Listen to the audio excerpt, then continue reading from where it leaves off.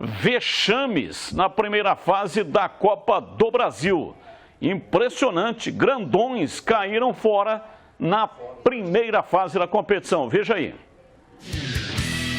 Não é de hoje que as primeiras fases da Copa do Brasil registram algumas zebras.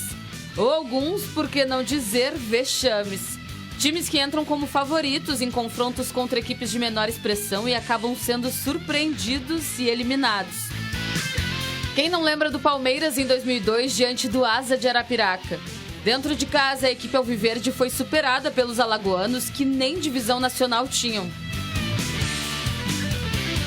Situação parecida com a do Botafogo, que em 2009 caiu para o Americano. E o Glorioso também tem outra derrota dolorosa dessas no histórico. Em 2018, deu adeus à competição com uma derrota para a Aparecidense, que disputava a Série D do Brasileirão. 2 temporadas atrás, foi a vez do Atlético Mineiro. Na segunda fase da Copa do Brasil, o Galo encontrou o novato Afogados, que tinha só 6 anos de fundação e que conseguiu uma classificação inédita depois de empatar em 2-2 no tempo regulamentar e levar a melhor nas penalidades máximas.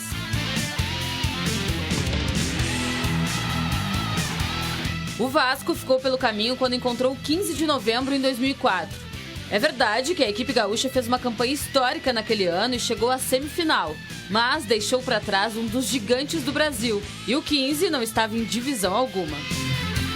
A Copa do Brasil de 2022 nem bem começou e já trouxe novos registros para essa lista de vexames. 2 deles, inclusive, protagonizados por rivais, que se viram na mesma situação com 2 dias de diferença, precocemente eliminados e alvos de memes. O Grêmio foi o abre-alas. Depois da queda para a Série B, o time gaúcho se viu mais uma vez nos holofotes das cornetas esportivas. A derrota por 3-2 para o Mirassol, que disputa a Série C, foi uma das piores da história do time gaúcho, que é o segundo maior campeão da competição com 5 títulos. E haja criatividade para uma eliminação dessas.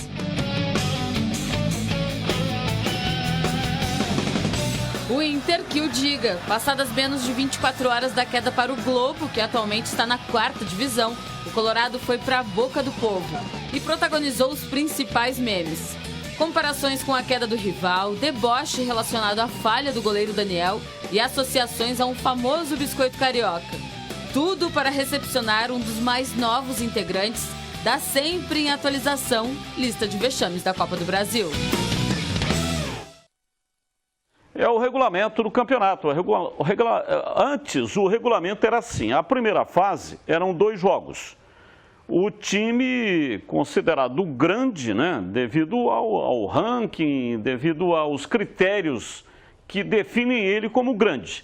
Ele visitava o pequeno e se o pequeno perdesse por 2 ou mais gols de diferença, não tinha o segundo jogo. E aí, como estava dando muito certo esse negócio, algum incompetente motivado, né, na CBF falou, olha, está dando muito certo, nós temos que mudar. Aí mudou. Agora é um jogo só e aí todo mundo fica dizendo, mas é uma grande vantagem, né? Joga pelo empate. Joga pelo empate, mas joga na casa do adversário, ele está acostumado lá com o gramado, joga o jogo da vida dele. E aí é evidente que pode acontecer uma situação como essa. E talvez a CBF tenha mudado, porque era assim, ó. Sempre o time grande não mandava o time titular para fazer o primeiro jogo, quando o regulamento era com 2 jogos. Ele mandava um time alternativo. Aí o time alternativo às vezes empatava, às vezes perdia lá de 1-0, mas no jogo da volta enfiava 3, 4 e conseguia a classificação. Não é isso não. 10 times caíram fora na primeira fase, nesse tipo de regulamento. Tem um ingrediente novo nessa história toda. Tá cheio de time que tem dono. O Globo, nós descobrimos agora na Rádio Bandeirantes, Tigrão. O Globo tem um dono. Pela péssima administração da maioria dos clubes brasileiros, isso está se tornando comum. Então essa coisa de franco atirador está mudando de nomenclatura e a grande verdade é que está surgindo outros Globos por aí.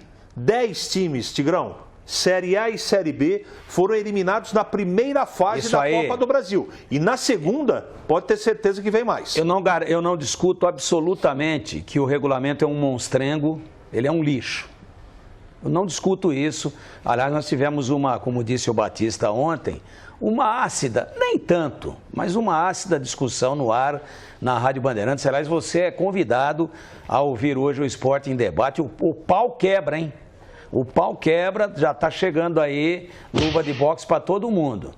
E aí, o problema do monstrengo é indiscutível, mas ele surgiu por causa do calendário e não porque os times jogavam com time misto. O problema é o calendário, não tem datas. E aí a CBF vai e faz um estrago, um serviço desse daí. Vamos lá, Júlio Nascimento, a sua opinião sobre o tema, por favor.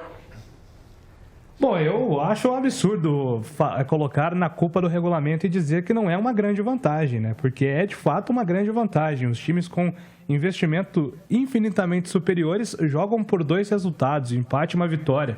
E aí, contra times de baixíssimo investimento, por mais que, no caso do Globo, eu e o CH descobrimos aí que existe sim um investimento, mas não dá para comparar elenco. Então, acho que é vexatório. Não dá para isentar os times que têm essa responsabilidade de classificação, mesmo visitantes, mesmo em, às vezes, condições adversas, porque é o gramado, porque é o sol, porque é a chuva. É obrigação desses times, principalmente os times da Série A, de avançarem, porque basta jogar por um simples empate contra times que, às vezes, são montados ali de última hora. Então, eu acho a eliminação do Inter, do Sport e de outras tantas equipes vexatória nessa primeira fase da Copa do Brasil.